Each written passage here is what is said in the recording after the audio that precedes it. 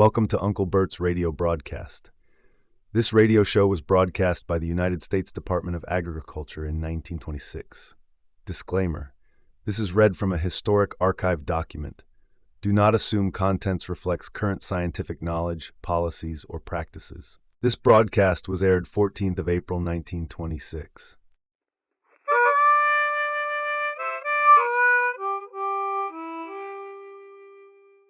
Dear boys and girls of the Radio Garden Club, this is Uncle Bert, the garden expert of the United States Department of Agriculture, broadcasting the seventh of a series of garden talks to boys and girls. Thousands of the boys and girls of the radio audience are joining the Radio Garden Club and are sending their questions to the state colleges and to the department at Washington, D.C. One of the junior gardeners up in Wisconsin asks what she can do to prevent maggots destroying young seed onions. The onion maggot is the worst onion pest and often destroys whole crops. It is the larva or worm of a small gray fly, which looks like a small housefly. The fly can be poisoned with a mixture of sodium arsenate, water, and molasses sprinkled on the onion plants about the time the first of the flies appear. Write for the exact directions for making this poison. Another often asked question is what causes celery to go to seed the first year? Premature seeding during the first year is generally caused by the plants becoming frosted or slightly frozen after they are set in the garden. Poor grade celery seed will sometimes have a few seeders, but it is only where the plants are seriously checked by frost that any considerable number will go to seed. You have been told to cultivate your gardens after the crops are planted. The reason for this is twofold. First, to kill weeds, and second, to keep the soil loose and mellow. Experiments have shown that the destruction of the weeds is by far the most important cause. If the soil is well prepared before the seed is planted, it will not need very much cultivation during the growing period, except to keep the weeds under control. The most important thing is to prepare the soil well before planting.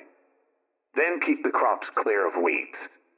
They not only rob the garden plants of needed moisture, but also the plant food in the soil. The next question is, when should the garden be cultivated in order to best control the weeds? The answer is that the easiest time to kill a weed is before it becomes established. In fact, the frequent stirring of the surface soil destroys the tiny weeds just as soon as they start, and in many cases before they appear above ground. I know that some of the boys and girls are wondering right now where all the weed seeds that appear in our gardens and lawns come from. The garden was kept reasonably clean last year, and very few weeds allowed to come to seed. And yet, as soon as the weather becomes warm in the spring, thousands of weeds of a dozen different kinds begin to make their appearance. Well, in the first place, many of our worst weeds produce an enormous number of seeds. And some of these seeds are so well protected by their covering that if plowed or spaded under to a depth of 6 or 8 inches, they will lie there in a dormant condition for several years. Then if brought to the surface or near the surface, where they get the air, they start growth. Seeds of other weeds, which are not so well protected, are often so light that they are blown long distances with the wind. Those old dead weeds out on a vacant lot or in a neglected field will hang upon the plants until the March winds pick them up and carry them often as far as a mile, then drop them in our garden plots. At best, it is a constant fight to keep down the weeds. The easiest way is to rake the surface of the garden soil every few days using a steel rake. This method destroys all the weeds that have sprouted since the last cultivation. How deep should the soil of the garden be cultivated? That depends upon the crop being grown, but for all of the smaller crops like lettuce, radishes, beets, and carrots, the soil need not be stirred more than an inch or so in depth.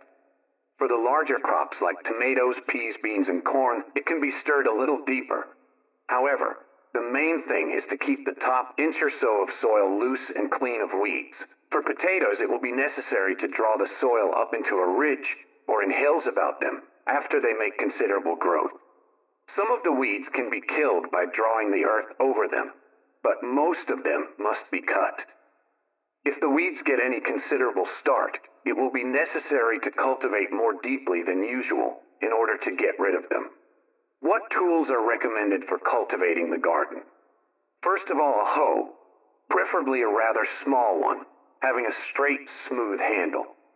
The hoe should be kept free from rust and filed occasionally to keep it sharp. Every time the tools are used, clean them off and rub them bright with an oily cloth.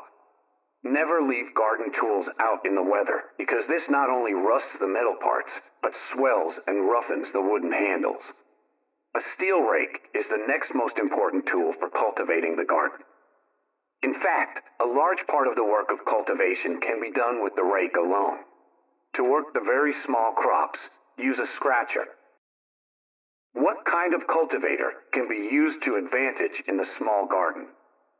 There are several types of small wheel hoes that are excellent for cultivating a garden of moderate size.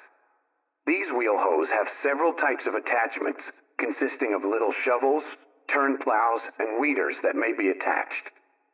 A much larger area can be gone over in a short time with one of these wheel cultivators than is possible with other types of hand tools. Another question that is constantly being asked is, how soon after a rain should the garden be cultivated? The answer is, just as soon as the ground is dry enough to work. As a rule, the soil should be cultivated just as soon after a rain, or after irrigation as possible, in order to break the crust and let the air into the soil. The roots of plants breathe and must have air just the same as the tops. Certain crops like beans should never be cultivated when the leaves are wet with dew or from a late shower. Where the dew is on the bean leaves, the dust will settle into the particles of moisture and cause the leaves to rust. The best time to cultivate is late in the day, but before the dew has formed. A good rule is to cultivate a little each day, keeping the work up to date and at the same time not making it a real burden. Boys and girls can make the garden a game if they will just imagine that the different kinds of plants are different people, and that they have to be very careful in the treatment of each, in order that the others may not become jealous. Well, boys and girls, that is all for today from your old Uncle Bert. Mark your calendars and tune in our next lecture next week. Until then, remember to giddy up and garden. This production was researched and produced by BreakAway Empire LLC.